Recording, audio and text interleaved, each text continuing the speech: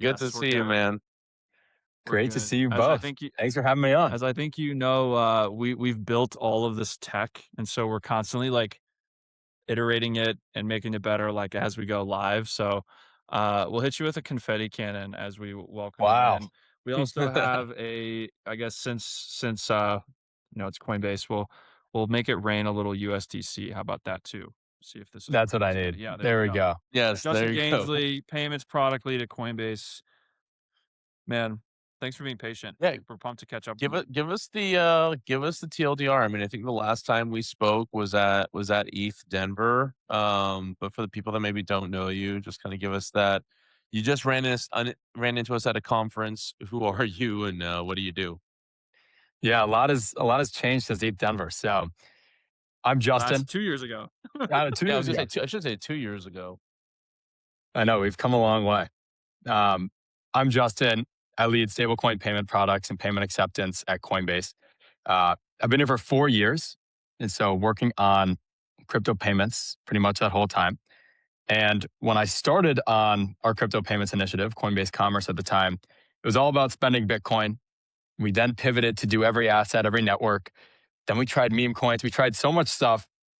We really never found the demand. And ultimately, we found a cool, really interesting cohort of people who wanted to use stablecoins in a different way than we had ever seen before. We pivoted all in there. And now we build stablecoin payments infrastructure for enterprise and payment service providers to connect with this incredible group of 150 million plus people who are using stablecoins for real utility. So excited to tell you guys about it. Okay, so I think that the biggest thing that I hear, you hear 150 million. Most people right now, they think of stablecoin payments. They go stablecoin cards powered by Visa and MasterCard. We can just stop here. Who's this other cohort of people, 150 million people that are like, actually, no, that's not what I want. I just want stablecoins at point of sale, bar none. That's what I want.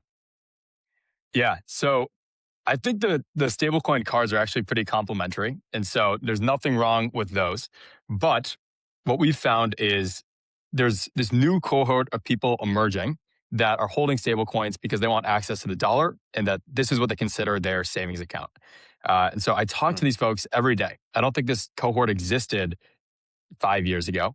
Um, Mhm.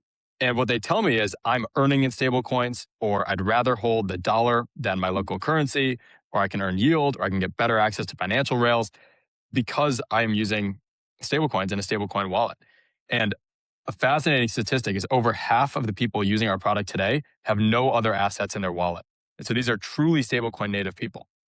And I think a stablecoin backed card works well for these people too. But oftentimes they're in geographies or going through payment flows that might not be accessible with a card, or they might have to pay high interchange or high foreign exchange fees using the card directly.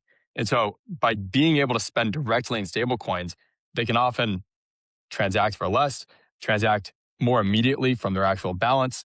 Uh, and so we see these folks are really excited about using stablecoin checkout, both point of sale and online via cross Yeah. border commerce.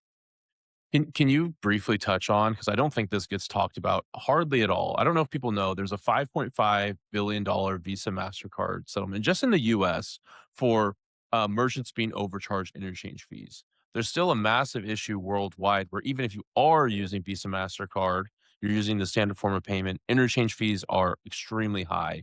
But if you talk to most people, they might not even know what an interchange fee is. And right now it feels like the conversations are just on, like I said, just general merchant processing fees or Forex fees when people are going to use these cards. Um, how crazy is the world of interchange fees? I mean, interchange is certainly a tax. You know, interchange can cost a merchant between 2 to 4 or 5% on every transaction. Uh, Definitely more if it's a foreign transaction or foreign currency. And oftentimes you'll see that merchants pass those fees to the buyer, either directly in checkout, as Mhm. you might see it. You go to your local bodega, they'll tell you 3% more if you use your card, or indirectly via the cost of the goods. And that's certainly a tax. But I think there's also an additional tax, which is it is expensive to transact if you are someone who is residing in a country different from where you're transacting. Those foreign transaction costs are passed to the buyer almost every time. And that's really, really expensive, especially if you're transacting across borders frequently. It's also expensive for the merchant. And so I was just talking to a hotel, for example, who was telling me they earn in dollars, their customers pay them in dollars.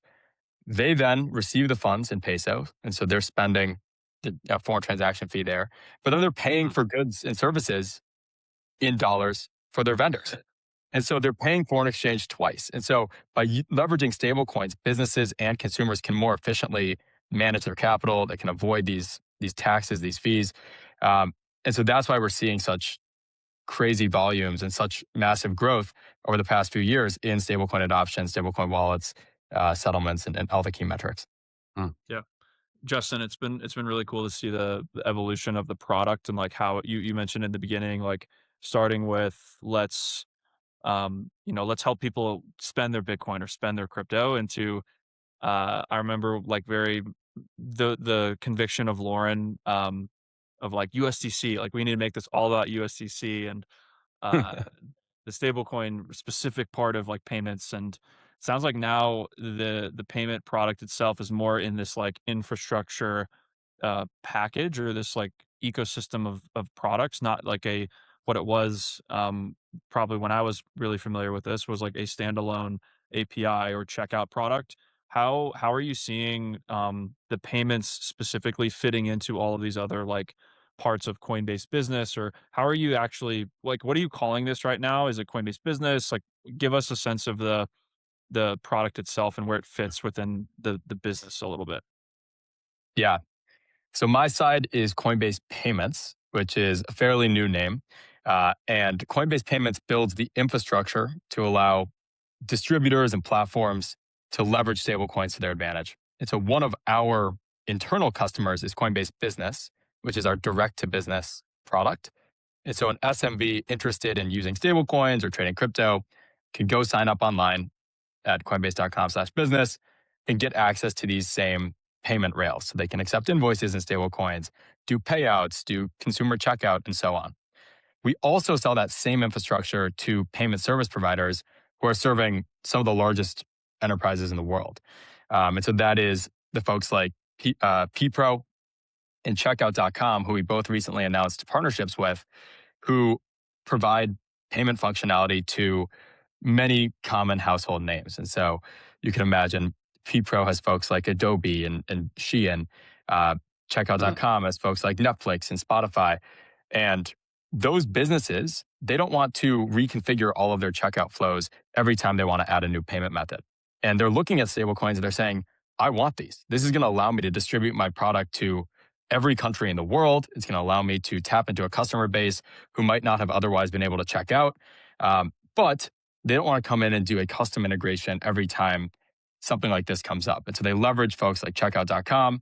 It's simple as flipping on a toggle. And now they have access to these stablecoin checkout rails and then can grow into additional services like stablecoin treasury or payouts. Mm. Can we break down So this the P Pro relationship a little bit, like how that started? And I'd also wanted just the treasury management side of this. I recall that was like a really interesting part of at least why they originally were engaging of like all like a company like Adobe being able to help manage payments for them and move balances around with stable coins. Like, is that something they're doing? Or let's just break that partnership down a little bit. How did that come to be? What are they doing? Bring us into the room a little bit with that. Yeah, 100%. And PPRO has been a fantastic partner. Um, they're excited about pretty much the end-to-end journey, every single piece that you just mentioned. So I'll dive into a few things. The first is the stablecoin acceptance piece, kind of the stablecoins at checkout. This is typically the wedge to get into any big enterprise because it's as easy as flipping on a checkbox. Businesses want access to these customers. It increases end-to-end conversion, it increases revenue, and so it's really a no-brainer. So they start with that, but then PPRO is enabling them to use stablecoins to their advantage when managing treasury as well. And so the way that that would work is, Adobe, for example, might have entities all around the globe who are accepting local currencies. They're exposed to those local currencies. It might take days, weeks, or more to bring those funds back into the dollar and back to the US so that the capital can be productive. And with stablecoins, you can collapse all of that time to seconds, right? You can accept a payment, you can instantly bring it back wherever you'd like to any entity in stable coins, in the dollar, without paying foreign transaction fees. And that makes the treasury folks at these companies unbelievably excited. I talk to VPs of treasury all the time, and they tell me that they have office buildings full of people doing just this job, figuring out how to get the dollars back into USD and back into a bank account here in the US so that it can be productive. And their eyes light up when they hear that stablecoins can, even shave off a day, 2 days, 3 days off of what otherwise might have been weeks. Mm. And so I guess we think a lot of the times, as CDMX last week, a lot of the conversations I would have is what is the 0 to 1 for stablecoins? And a lot of people always started with treasury, with kind of those cross-border payments oriented use cases. Would you actually say, hey, actually no, the forcing function to get hands-on with stablecoins is just accept them as payment from your customers first? Is that the way that you think through it? Yeah, I mean, I think if I'm thinking about kind of the flywheel here, the first thing that we've noticed that really happened organically is tens of millions and 100 million plus people just want to hold the dollar. And so it starts with this natural demand of, hey, help me hold the dollar. It looks like this thing called stablecoins can help me do that.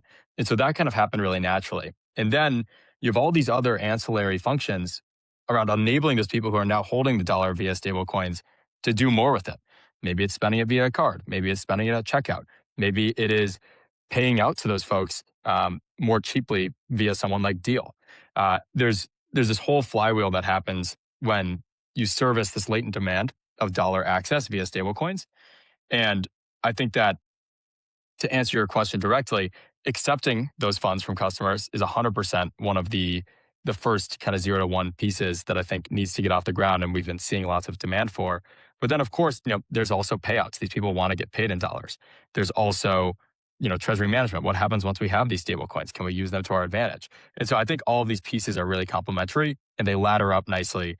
We kind of give a Lego box analogy here at Coinbase to these businesses, saying, hey, you can start with one piece, but you'll notice that the more you can build, the more incredible things you can create. Yeah. Mm. Based on my understanding of PPRO specifically, I don't know if checkout falls. I would imagine they're falling into a similar bucket.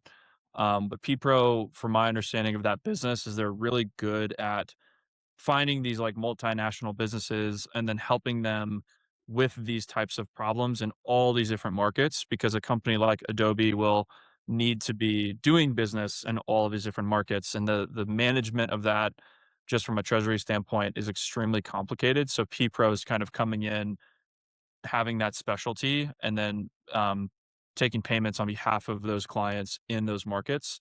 And I remember specific markets like Argentina, or no, not Argentina.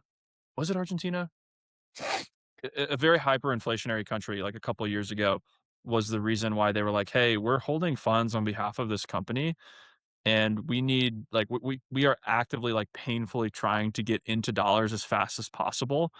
Can we go create a Coinbase Prime account for this use case and just like do that swap?"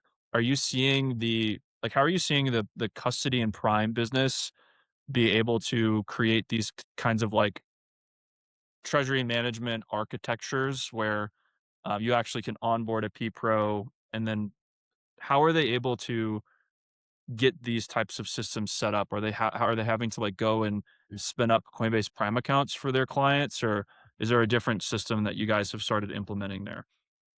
Yeah, it's a great question. The genesis of this infrastructure business we've built is that over the last 10 years at Coinbase, we've built all of this advanced tooling, custody, and all the licenses and the money movement capabilities for ourselves as the first party. We custody $300 billion plus of customer assets.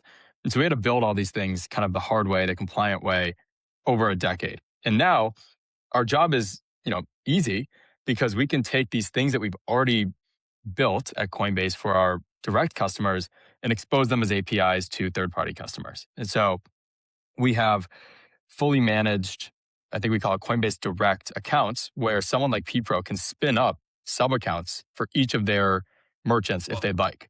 We also have the licenses and the capabilities to just settle with PPRO and they can then settle to their merchants in fiat outside of our rails. And so we give them this flexibility. Hey, if your customers want stablecoin accounts, if your customers want to move money in stablecoins, we can do it all already, or we can just deliver the fiat to you, and you can pay them how you already do. And so that's what I think is really interesting. It's all via this. Oh yeah, I love the confetti. All via this The Coinbase developer direct is platform. so the direct is so key. So is this like kind of the manifestation of this like Stripe Connect style offering, like this direct product where you can really start getting flexible? Exactly. I mean, it's all done via APIs. Businesses can create accounts on behalf of other businesses. They can create accounts on behalf of consumers. So we do crypto as a service, for example, where think about it for the consumer angle. We allow a business like PNC to offer crypto capabilities, trading, or stablecoin holdings, uh, all in a white labeled package where it's Coinbase custody under the hood, but the PNC branding on the outside. So we do it all, businesses, consumers, and a lot of years of investment went into this, and I think we now have this product that is really best in class. What keeps you like you've been in this, you've got to kind of see this full cycle. In some ways it probably feels like you've made it. In other ways you feel like you're just scratch it's just the tip of the iceberg. Like where are you excited to go deeper? Yeah, I think you're exactly right. I think for a long time we were kind of searching what is the, how are we going to solve a problem? I used to talk to Bitcoiners all the time. Say, hey, why are you using my product? And they say, oh, I'm taking gains, or oh, I'm deploying some dry powder I had. Uh, and it always made me a little sad. I'm like, this is a vanity product. How can we actually solve a real problem? And I think you're exactly right. I feel like we're finally there where people are coming to us using us because they desperately want a way to transact. They desperately want to give stablecoin access to their customers. And so I think we finally hit that one on the 0 to 1. And now what I'm so excited about is the 1 to 100. Big enterprises move slow. And I think that the people we're talking to right now are going to knock your socks off a year from now.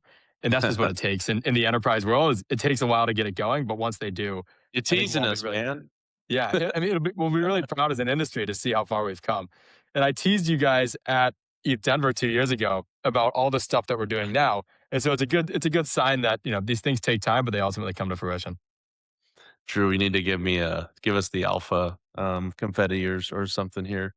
Um One question I think about a lot, Justin, so much of this conversation has been focused around emerging markets, dollar access.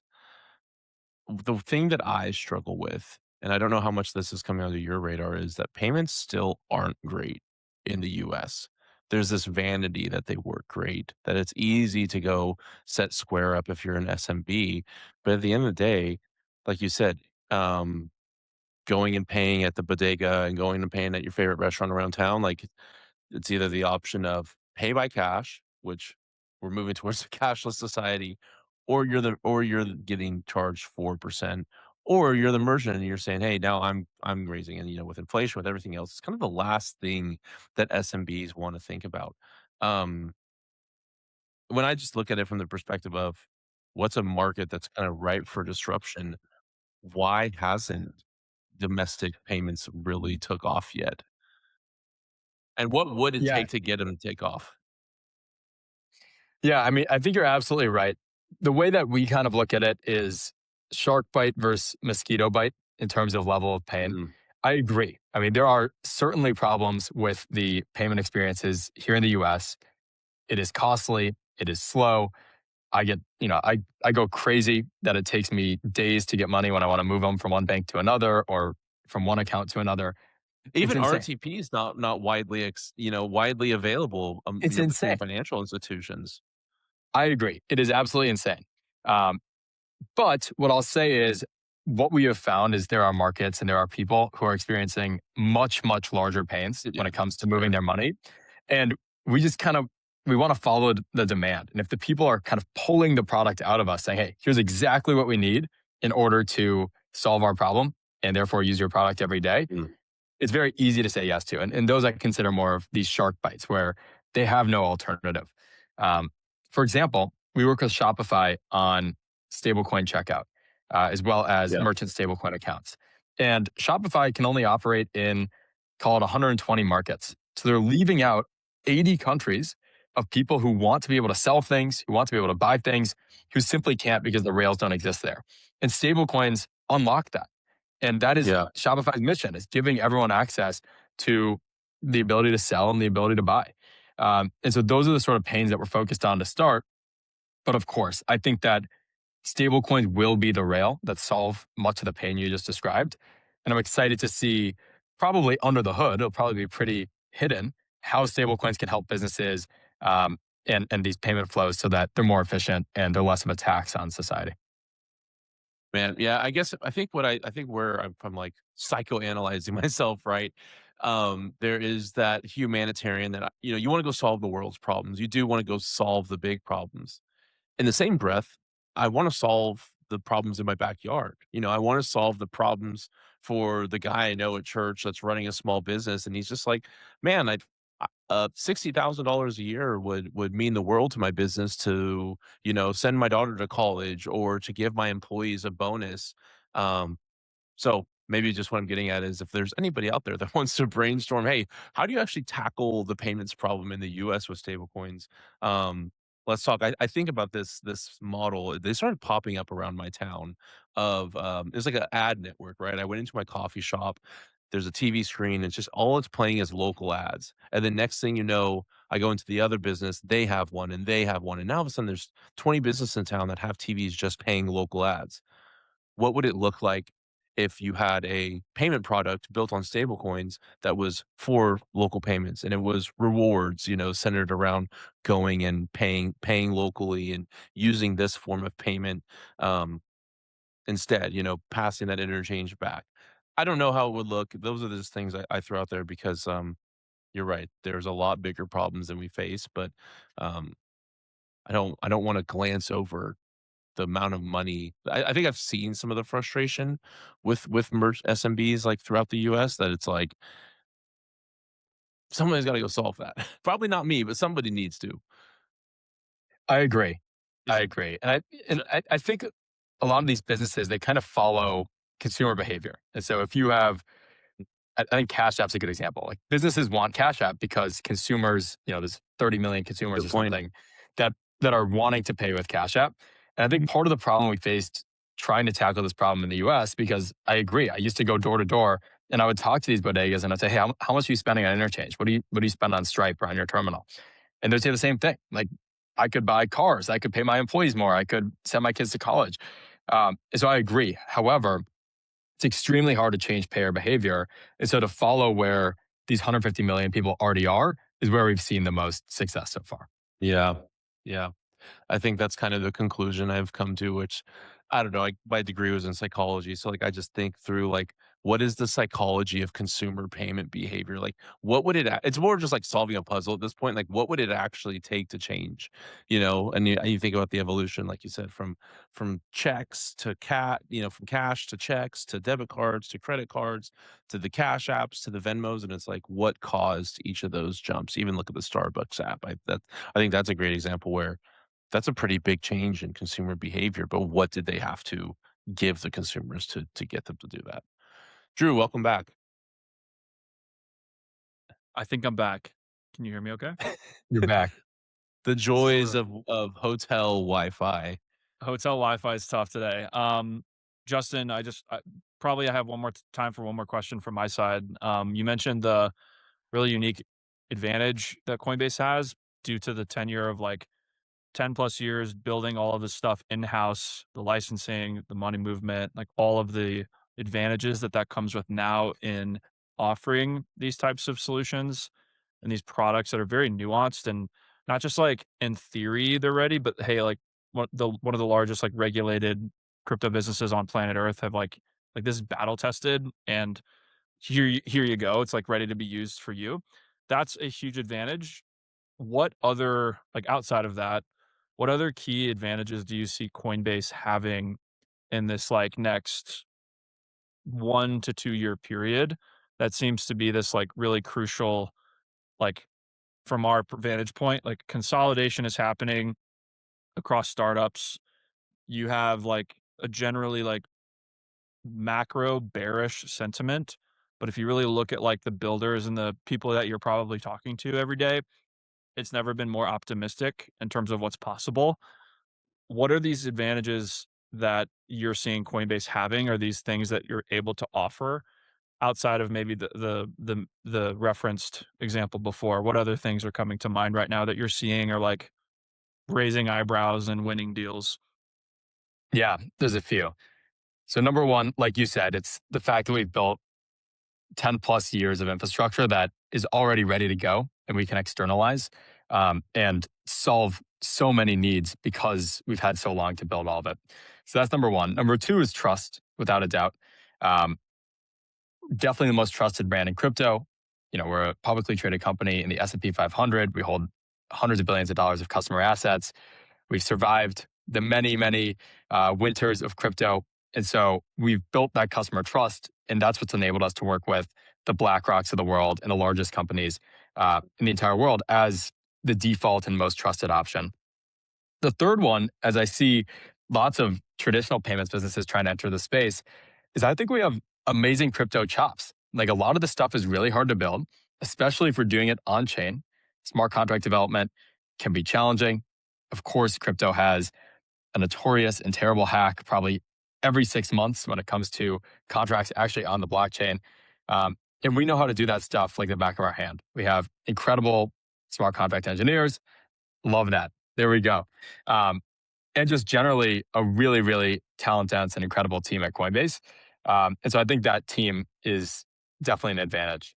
And then you can name all the other things that make Coinbase great: the liquidity, the banking partnerships, the licenses, so on and so forth. These are the things that are kind of no brainers at this scale, but also help us get these deals across the line. So the people we talk to, they come to us and they tell us, you know, it's you or nobody. And I think that's a special advantage we have as Coinbase. Yeah. Well said. I can't tell if Drew's going to say something or not. Justin, we're going to wrap here. I'm queuing, I'm queuing up one last special goodbye gift for Justin, a USDC cannon, just Wow. for you. That's all I That's got. good. Zach, you can wrap us up. No, yeah, Justin, thanks for coming on, man. Hopefully we talk to you sooner than 2 years this time. But yeah, sounds like keep us in mind when the next exciting news drop. We'd love to have you on to come do a breakdown outside of the article. And man, just appreciate your support as always. Of course, guys. This was great. Thanks again for having me on. Awesome. See you, Justin. Keep up the good See ya. work, man.